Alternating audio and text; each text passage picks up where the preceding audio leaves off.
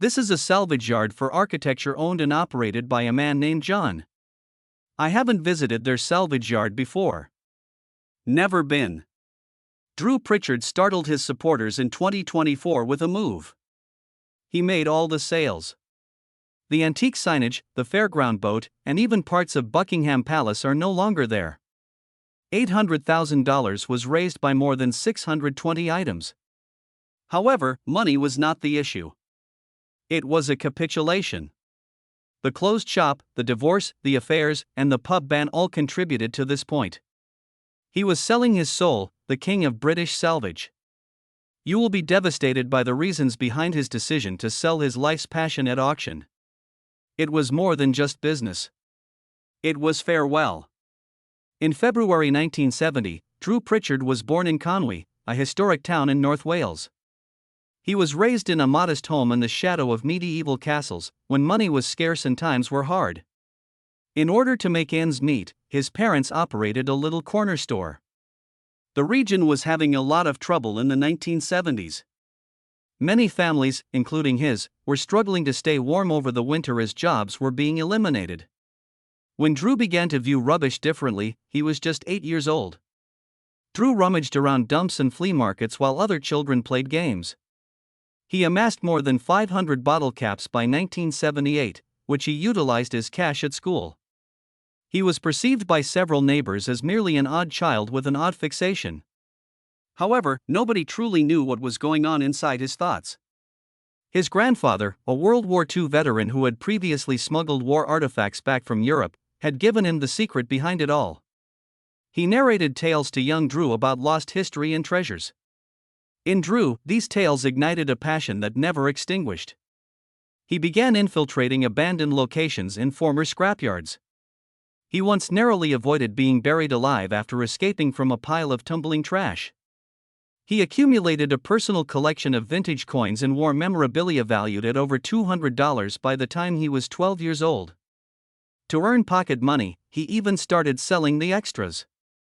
In the midst of a dilapidated community, Drew was quietly laying the foundation for something significant. It wasn't much simpler at home.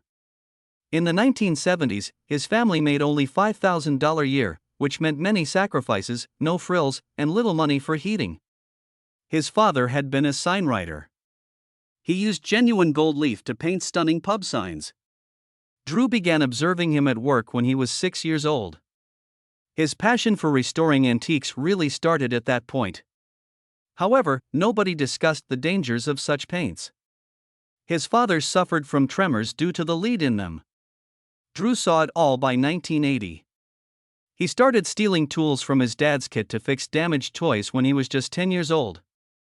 Once, while working on an ancient wind-up car from the 1950s, he was electrocuted and required stitches. In addition, he began disassembling damaged bicycles from the trash of his neighbors and keeping them in the backyard until it resembled a scrapyard. People started complaining about rats because it got so terrible. Drew, however, was unable to stop. He had repaired and sold roughly 50 objects at markets by the time he was 12, earning more than $300. He was profoundly impacted by his father's approach of fusing restoration and art. However, Drew wasn't always aware of the dangers.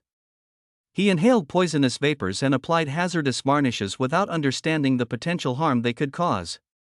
Then, in 1982, a flood damaged $1,000 worth of inventory in their family business. Drew took action while his folks were inconsolable. He saved as much as he could. That was a glimpse of the guy he would grow into.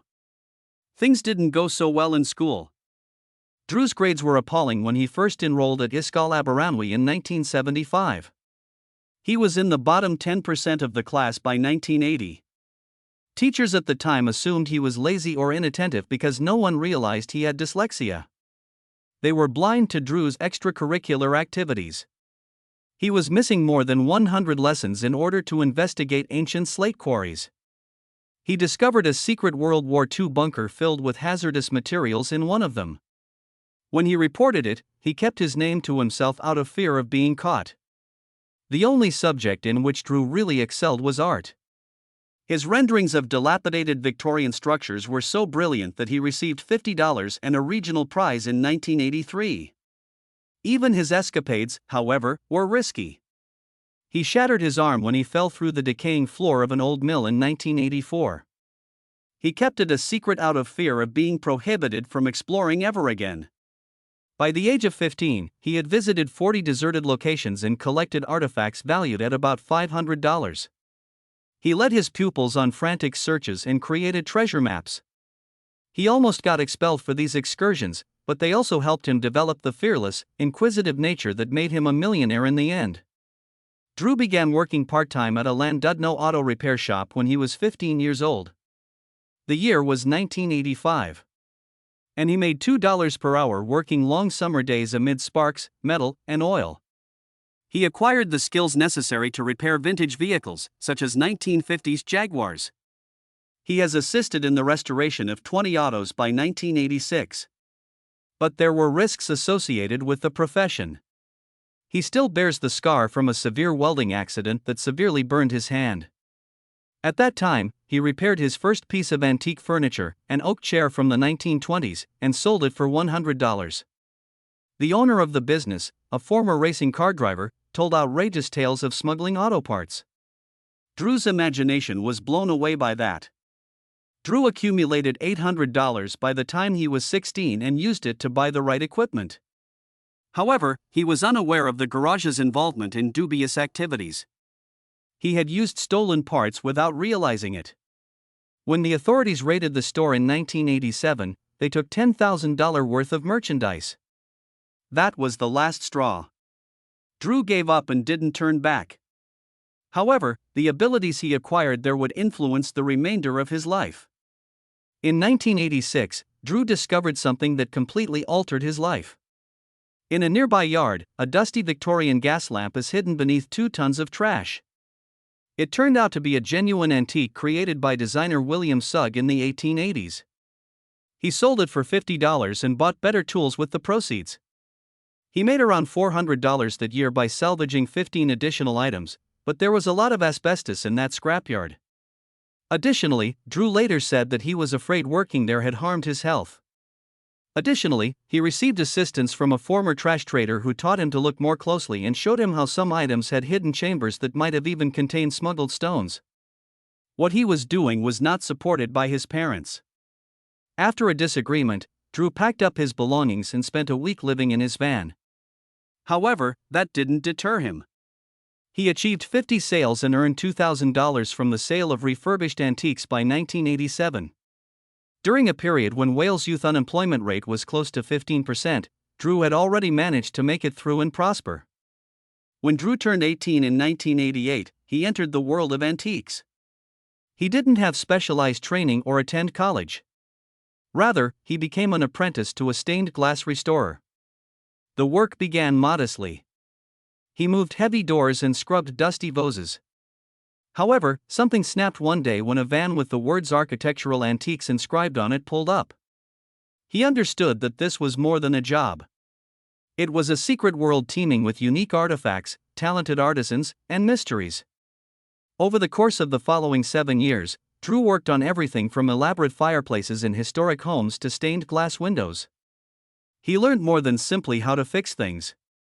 Where others saw garbage, he discovered value. Drew made his first solo purchase in 1988 as well. He just spent $100 on a pair of damaged Georgian chairs that he discovered. He worked on repairing, sanding, carving, and revitalizing them for weeks. He was on the correct track when he eventually sold them for $300. However, this spirit of trade had begun years before.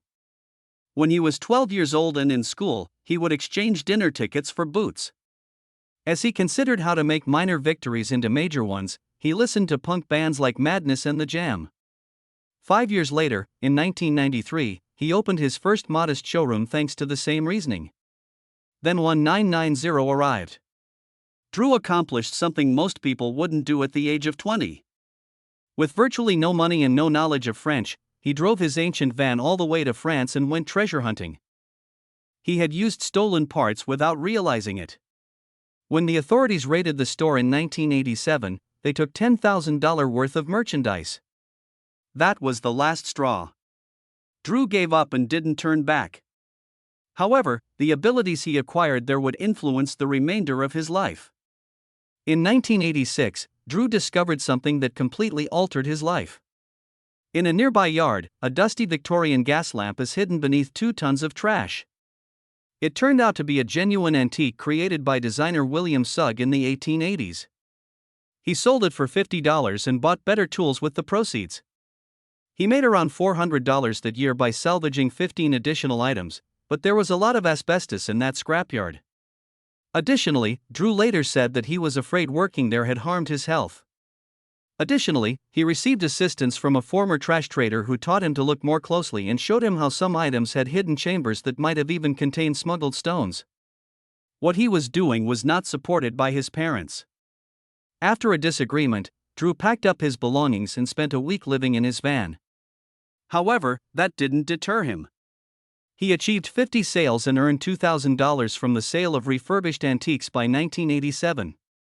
During a period when Wales' youth unemployment rate was close to 15%, Drew had already managed to make it through and prosper. When Drew turned 18 in 1988, he entered the world of antiques. He didn't have specialized training or attend college. Rather, he became an apprentice to a stained glass restorer. The work began modestly. He moved heavy doors and scrubbed dusty vases. However, something snapped one day when a van with the words "Architectural Antiques" inscribed on it pulled up. He understood that this was more than a job. It was a secret world teeming with unique artifacts, talented artisans, and mysteries. Over the course of the following 7 years, Drew worked on everything from elaborate fireplaces in historic homes to stained glass windows. He learned more than simply how to fix things. Where others saw garbage, he discovered value. Drew made his first solo purchase in 1988 as well. He just spent $100 on a pair of damaged Georgian chairs that he discovered. He worked on repairing, sanding, carving, and revitalizing them for weeks. He was on the correct track when he eventually sold them for $300. However, this spirit of trade had begun years before. When he was 12 years old and in school, he would exchange dinner tickets for boots. As he considered how to make minor victories into major ones, he listened to punk bands like Madness and The Jam. 5 years later, in 1993, he opened his first modest showroom thanks to the same reasoning. Then 1990 arrived. Drew accomplished something most people wouldn't do at the age of 20. With virtually no money and no knowledge of French, he drove his ancient van all the way to France and went treasure hunting. He visited Normandy markets and purchased rare Art Deco furniture and lights for less than $500. His package was questioned by customs officials, but he managed to return everything to Wales. His charisma got him through even though he had no official documentation.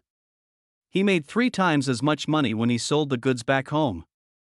This journey helped him see the wider picture. He was no longer merely a local picker. He began purchasing from countries like Norway and Norway, establishing a network throughout Europe. But not all of the deals were successful. When Drew was 21 years old in 1991, a shipment of French pottery arrived completely destroyed, costing him $500. They were all wrecked because of his bad packing. It felt like a stomach punch. Back then, money like that meant the world to him. Nevertheless, he chose to create mosaic art out of the broken pieces rather than give up.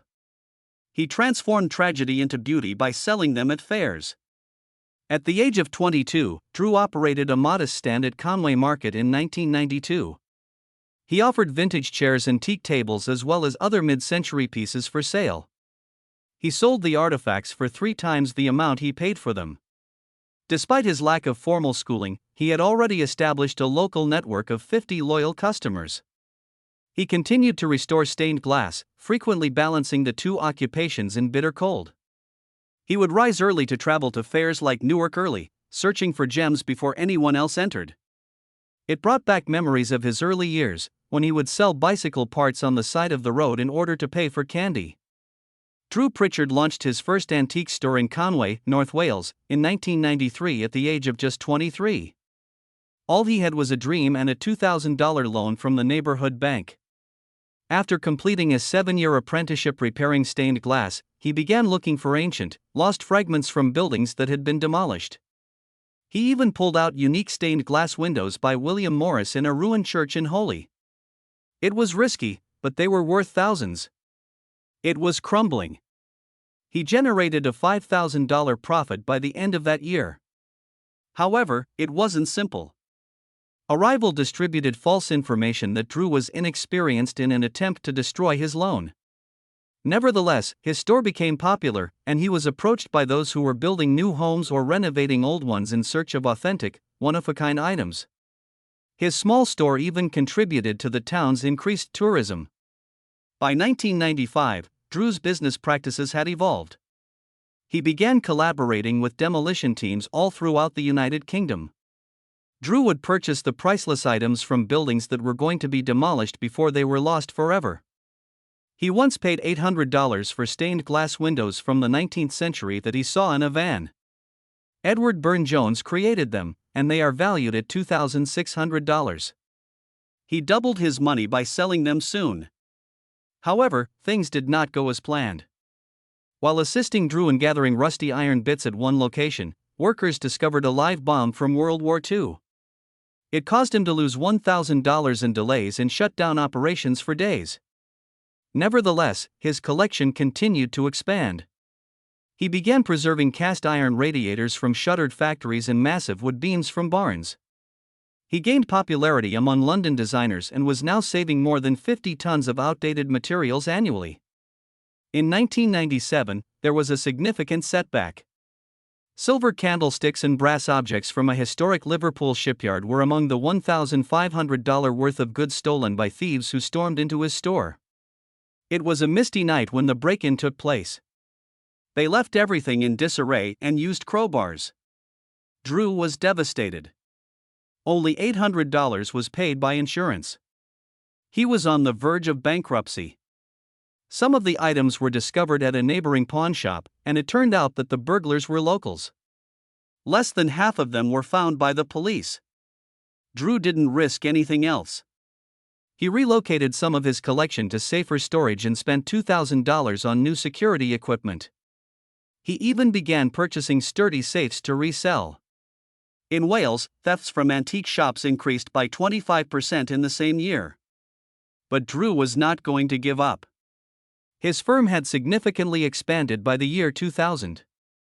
His annual salary had increased to $50,000.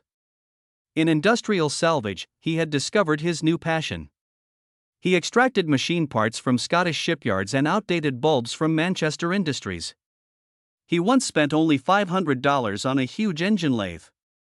It was 2 tons in weight. He fixed it up and got $4,000 for it. That's a profit of 8 times. He was collecting old signs when the roof of a warehouse nearly collapsed on him. He saved 100 enamel signs by making his getaway just in time. He saw a 3-fold increase in his clientele, and even celebrities began purchasing from him. He was handling more than 1,000 pieces annually and now had 2 aides. The work was not always lawful, though. One time, he was fined $2,000 for collecting without the required permissions. Nevertheless, he became known as a scrapyard genius, and by the end of the decade, he had more than $1 million in net worth. He had a huge break in 2002. He was hired to furnish antique lighting for a large hotel in London. He made $10,000 from just one transaction after discovering 50 antique lamps in abandoned warehouses.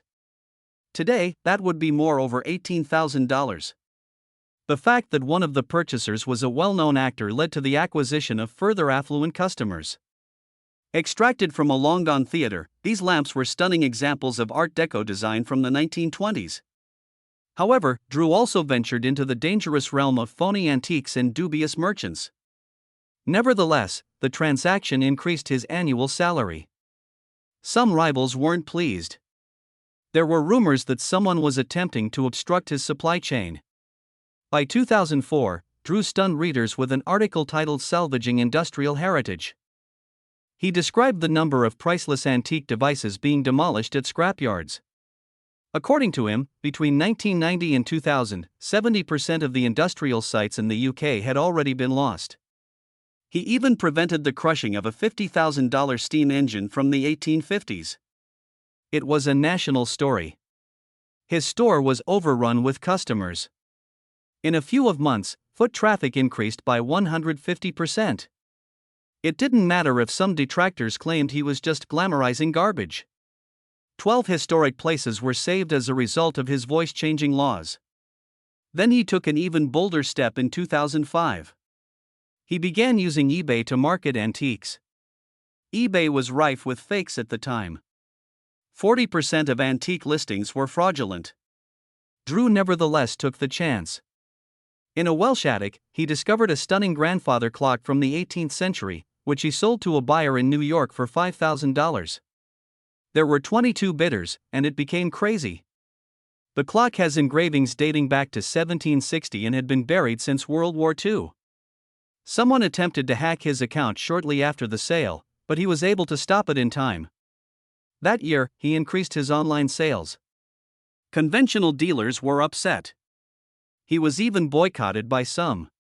Drew didn't care, though.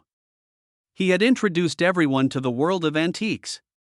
Drew concentrated on a highly personal project in 2006. Big auction houses like SALVAGE were dominating the market with items from Wales, and Drew couldn't compete on size, so he decided to stand out. He began gathering slate furnishings and other items from historic Welsh structures. Snowonia sold one table for $3,000. Slate was scarce at the time due to mine closures and skyrocketing prices. His emphasis on Welsh heritage prevented the conversion of 15 former quarry sites into residential areas. But then there was danger. His warehouse was vandalized, costing him $2,000. Later, he learned that police had seized $100,000 worth of products from an underground market that sold counterfeit Welsh antiques. Drew was no longer solely an antiques dealer. He was defending a way of life. He refurbished a 50-piece collection of Georgian furniture for a major London museum in 2008. He needed 6 months. One 1780 chair featured a secret chamber that held $20,000 worth of correspondence from the American Revolution. He received $15,000 for the entire project. Although it wasn't flawless, it also attracted the attention of BBC producers. The show was nearly destroyed by one of the artifacts, which was a fake. Nevertheless, the effort prevented storage rooms' brittle furniture from collapsing. When Salvage Hunters debuted on Quest TV in 2011, everything changed. The show was a hit on its first night. Drew had been to the Scottish Highlands and found cast iron garden urns at an abandoned home. He sold them for $2,200 after negotiating a price reduction from $1,500 to $800. A storm almost destroyed the props during production, but Drew managed to make it work, and 500,000 viewers watched. This was the beginning of something really important. He shot an episode in 2012 inside a dilapidated local tavern in Wales. He only spent $2,000 for everything. However, he discovered a $5,000 chandelier from the 1800s that had been neglected while sorting through the chaos. He sold the pub's goods for $8,000 sols and used special crystals from a secret source in Paris to restore it. The pub was once a shelter for smugglers. The show's ratings increased by 20% just because of that story. In 2013, he began shooting overseas. He paid $1,200 for a Tiffany-style lamp that he discovered in a dirty warehouse in Belgium. The light was connected to a 1920s incident involving a Belgian aristocrat. It was well received by viewers, and he gained 150,000 new followers. However, the hazards also increased.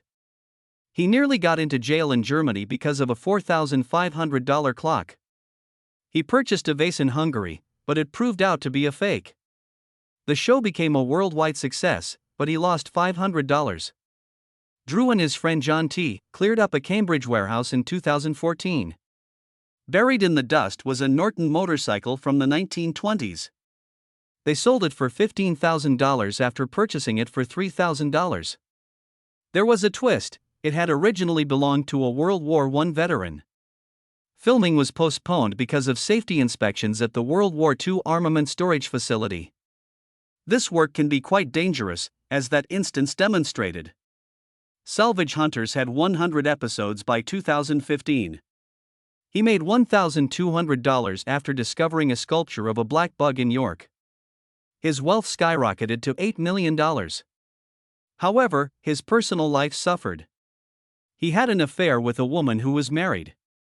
The woman's husband was fined $121 when it resulted in a fight in a pub in January 2015. The local pubs banned Drew. The show continued despite the controversy. The number of watchers soared to 1 million. He sold his previous facility in 2016 and relocated a portion of his operations to Gloucester. He had always worked from North Wales, so this was a significant shift. His marriage was failing at the time of the move. In spite of their 2017 divorce, his revenues increased. He made $15,000 by providing supplies for a large renovation. His company was valued at $9 million by 2023. He earned $20,000 in 2017 by providing antiques for a historical drama. Norwegian manners was the source of some of the items. In addition, his marriage terminated in this year after almost a decade. Rebecca was awarded a portion of $5 million in assets in court, including a chapel they purchased for under $200 in 1995. Drew continued to work. When he built a new store in Conway, he began to attract celebrities and visitors. Marco Pierre White even came to visit. He also started brainstorming concepts for books. He published a book about antique restoration in 2018.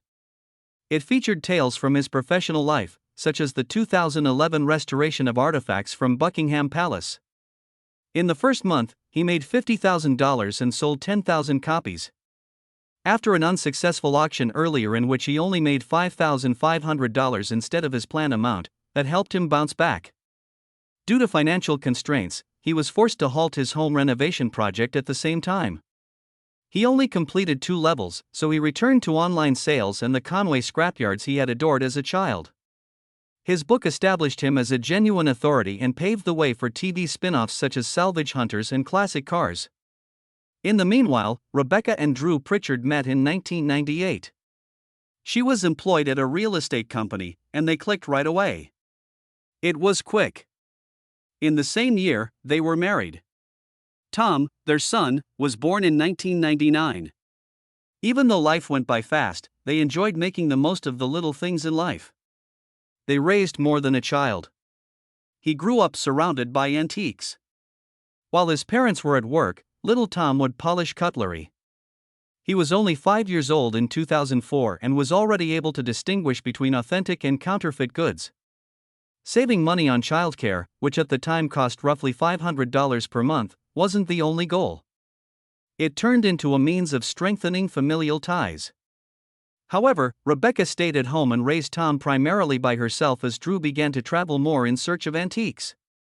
Quiet tension began to build at that point. Grace, their daughter, was born in 2003. By that time, they were residing in a stunning old chapel that Drew had purchased for just $10,000 in 1995. When he discovered it, it was deserted, but he made it into a house. He packed it with artifacts that had been saved, valued at around $50,000. Among them was the old toilet that Mick Jagger converted into a flower planter. It fit, but it seemed strange. Grace's nursery was stocked with textiles from the 19th century. By 2005, the children were playing with antiques and furniture. On the surface, everything appeared to be magical, but behind closed doors, things were tight. In a 2019 interview, Drew acknowledged that they came close to going bankrupt in 2004. It nearly broke them and the repairs came to more than $20,000 more than they had budgeted. Rebecca formally joined Drew in the company in 2005. She had quit her high-profile fashion career in Hong Kong, where she was earning $80,000 annually. However, she recognized a new direction in 2004 after selling one vase for $5,000 or more.